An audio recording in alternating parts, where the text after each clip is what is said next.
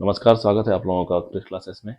मेरा नाम उत्तम कुमार और हम लोग देख रहे थे मध्य भारत यानी मध्यकालीन इतिहास, जिसमें से हम लोगों ने भारत पर अरब और तुर्क आक्रमण देख लिया था, जिसमें मोहम्मद बिन कासिम, सबुद्दीन गजनबी तक हम लोगों ने देखा था पिछले लेक्चर में। आज हम लोग एक बार फिर से रिवाइज करते हैं उसको पीपीटी के माध्यम से, और उसके बाद हम लोग देखेंगे मोहम्मद गौरी के बारे में। तो जैसा कि स्क्रीन पर दिख रहा है, भारत पर तुर्क आक्रमण, अरब और तुर्क। सबसे पहला जो मुस्लिम आक्रमण आने वाला था वो है अरब और देन तुर्क। अरब से दो लोग आते हैं, बुदेला अब्दुल्ला, और दूसरा सबसे जो इम्पोर्टेंट है इसमें से वो है कासिम, मोहम्मद बिन कासिम। इसके बारे में हमने देखा था। और दूसरा जो मुस्लिम लोग आते हैं विदेशी आक्रमण, वो होता है तुर्क से, जहाँ से सबुद्दीन गजनबी, मोहम्मद गौरी, ये सब आएंगे। तो अब देखते हैं कि पहले इसमें प्रभाव क्या होता है, इसका परिचय, यानी कि ऐतिहासिक महत्व क्या है इसका मध्यकालीन भारत का। क्योंकि प्राचीन भारत में हम लोग जब देख रहे थे तो इसमें जो गुप्त वंश, मौर्य वंश, वर्धन वंश, ये सब जितने वंश थे ये क्षेत्रीय थे।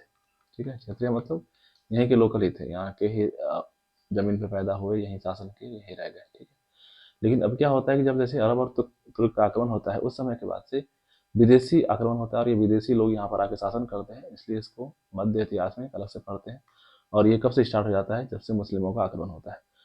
तो इसमें अब उसका प्रभाव क्या पड़ेगा, प्रभाव जो पड़ता है वो सांस्कृतिक, राजनीतिक और सामाजिक। सांस्कृतिक प्रभाव क्या पड़ेगा कि वहाँ के जो लोग आएंगे, शासन करेगा, सेना लोग आएंगे, सेनापति आएगा, उसका अपना रहने खाने का तरीका है, उसका पूजा पाठ, उसके त्यौहार, उसके तरीके, तौर तरीके। तो ये क्या होता है, सांस्कृतिक प्रभाव, किस तरीके से वो रहते हैं, क्या पहनते हैं, कैसे खाते हैं, है ना, क्या त्यौहार मनाते हैं, इस तरीके से। या पर्दा प्रथा, ये सब चीज़ें। राजनीति, राजनीति में उसका क्या क्या प्रधानमंत्री है, कौन कौन से पद है, क्या विभाग है, कौन सा विभाग क्या काम करता है, कैसे लड़ाई करते हैं, क्या नीति होती है, ये राजनीतिक चीज़ें।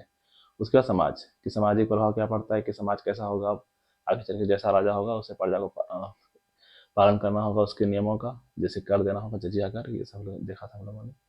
तो सबसे पहला देखते हैं, जो पहला अरब आक्रमण होता है वो बुदेला और अब्दुल्ला का है, लेकिन जो असफल होने के कारण इसको हम लोग ज़्यादा महत्व नहीं देते, बस जानकारी के लिए कि पहला जो अरब आक्रमण है वो बुदेला और अब्दुल्ला के द्वारा हुआ। उसके बाद पहला सफल आक्रमण ये मोहम्मद बिन कासिम से होता है, जिसने सिंध पर आक्रमण किया, और उस समय सिंध के राजा हैं राजा दाहिर।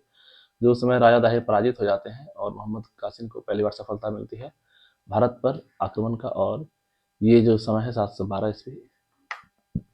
इसके बाद ये मोहम्मद बिन कासिम, जो सिंध वाला युद्ध है उस युद्ध को कहते हैं रावर का युद्ध।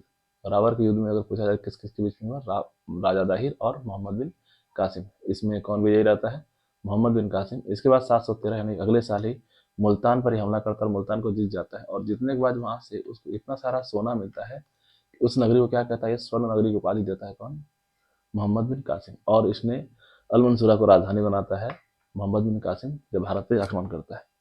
इसके बाद अब देखो जब भी हमला हुआ, यहाँ पे लोग आए, इसका क्या क्या प्रभाव पड़ा, क्योंकि वो लोग अरब से आए थे, तो वहाँ की संस्कृति है वो अरब लोगों की संस्कृति, अरब की संस्कृति और भारत की संस्कृति क्या हुआ, आपस में आदान प्रदान, कि भारत की संस्कृति कुछ अपनाया अरब के लोगों ने, और अरब की संस्कृतियों को अपनाया कुछ भारत के लोगों ने।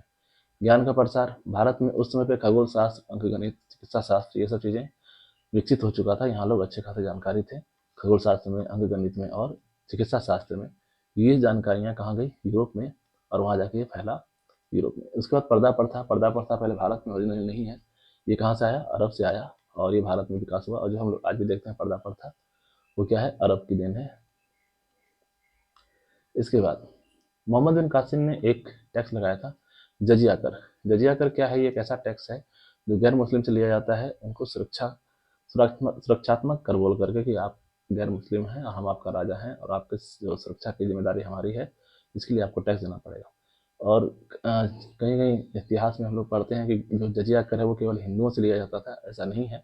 वो इसलिए बोला जाता है क्योंकि उस समय पे हिंदुओं की संख्या ज़्यादा थी, लेकिन जितने भी गैर मुसलमान हैं, हिंदू हो, जैन हो, सिख हो, बौद्ध हो, कोई भी धर्म के हों, उन सबको जजिया कर देना होता था। तो क्या था, गैर मुसलमानों से लिया जाने वाला सुरक्षात्मक कर। इसमें से मोहम्मद बिन कासिम ने 5 लोगों को अलग रखा हुआ था। पहला है बच्चा, बूढ़ा, ब्राह्मण, विकलांग और औरतें। ठीक, ये 5 लोगों से जजिया कर नहीं लिया जाता था।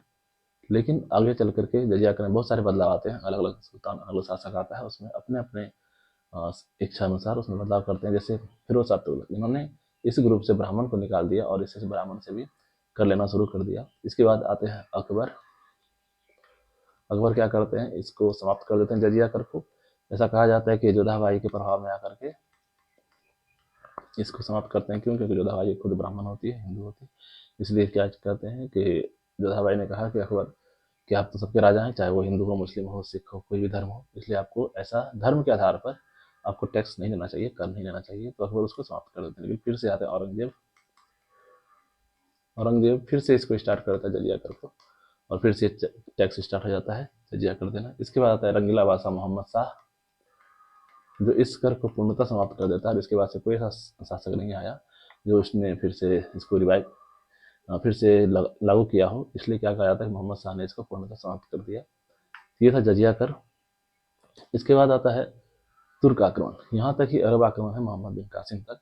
इसके बाद तुर्क का आक्रमण शुरू हो जाता है। जो तुर्क आक्रमण में सबसे पहला आक्रमण होता है वो सबुद्दीन का 986 ईस्वी में। सबुद्दीन कौन है? गजनवी के पिताजी, जो गजनी पर शासन कर रहे हैं। ये गजनवी एम्पायर है, साइड में दिखाया गया है। यहाँ शासन कर रहे हैं सबुद्दीन, और 986 में भारत पर हमला करते हैं सिंध और मुल्तान पर। उसके बाद मोहम्मद गजनवी की बारी आती है। ये टोटल 17 बार भारत पर आक्रमण किया होता है और एक बार भी यहाँ से हारा नहीं होता। यहाँ पर से इसको एक बार भी हार नहीं मिलता और 17 बार भारत पर आक्रमण करता है। और इसमें सबसे जो मुख्य, सबसे जो फेमस आक्रमण है वो है सोमनाथ का मंदिर, क्योंकि इसमें इतना सारा खजाना लेके जाता है, वो बहुत ज़्यादा प्रसिद्ध हो जाता है सोमनाथ मंदिर। और इसके साथ इसको टाइटल मिल जाता है मूर्ति भंजन बुद्ध सिकन। और इसमें बहुत सारी हत्याएं होती है, 50,000 हत्याएं होती हैं। तो मोहम्मद गजनवी को मूर्ति भंजक क्यों कहा गया? क्योंकि सोमनाथ मंदिर को लूटता है 1025-26 में। और 1025-26 में जब सोमनाथ का मंदिर लूट करके बहुत सारा खजाना लूट के वापस जा रहा था कहाँ, गजनी, तो जाटों ने बीच में जाते समय क्या किया था, इस पर हमला किया था और बहुत सारी क्षति पहुंचाई थी। तो उस समय पे इसको जवाब देना, जाटों को जवाब देना उन लोगों ने सही नहीं समझा, क्योंकि उनके पास बहुत सारा धन था, तो वो नुकसान होने का डर था। इसलिए क्या किया, पहले इन लोग वापस गए, सारा धन वापस वहाँ रख के आए गजनी में, और फिर वापस आकर के 1 साल बाद 2027 में जाटों पर आक्रमण किया और जाटों को पराजित किया। और इसमें से 1008 1008 में एक ज्वालामुखी मंदिर,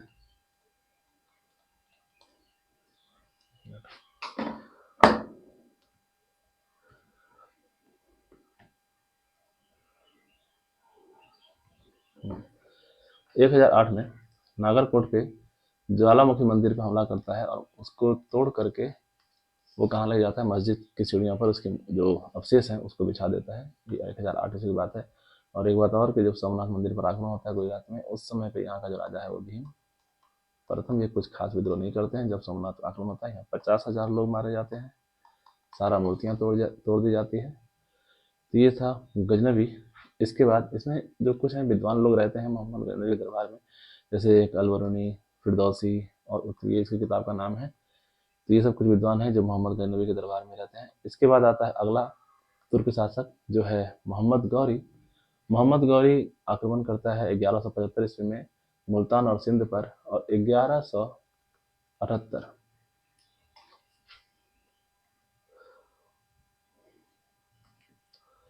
1178 क्यों इम्पोर्टेंट है? क्योंकि इस समय ये जो हमला करता है गुजरात में,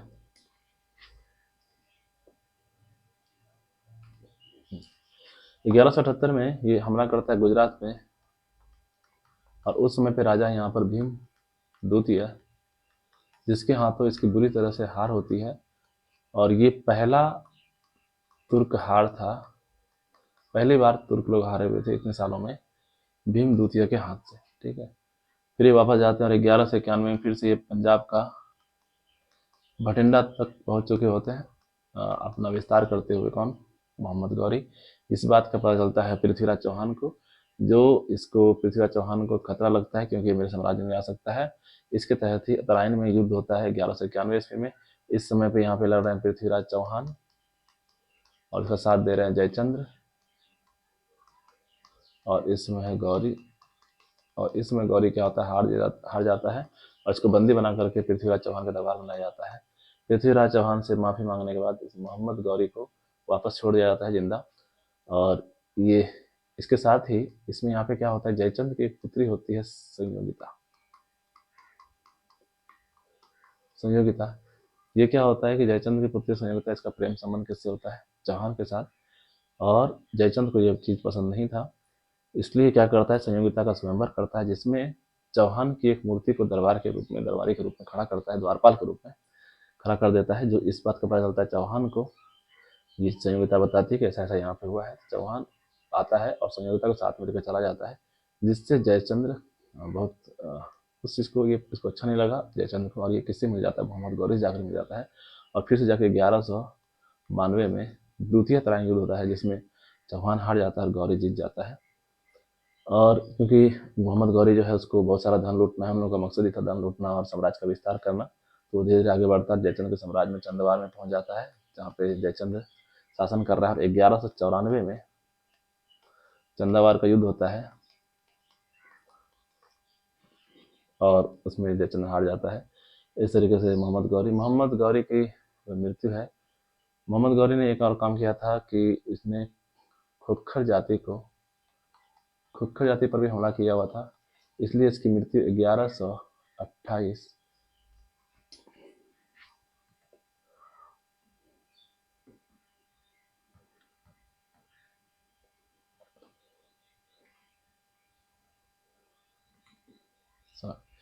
जिसमें खुखर जाति पर हमला किया हुआ था। और 1206 ईस्वी में रामलाल खुखर ने इसकी हत्या कर देता है, मोहम्मद गौरी की। और इसमें फिर मोहम्मद गौरी खत्म हो जाता है। और इससे पहले इसमें जब मोहम्मद गौरी है, तो उसमें उस समय पे दास प्रथा चलता था, गुलाम प्रथा। तो उस समय का जो गुलाम है मोहम्मद गौरी का, उसमें 4 प्रमुख गुलाम हैं।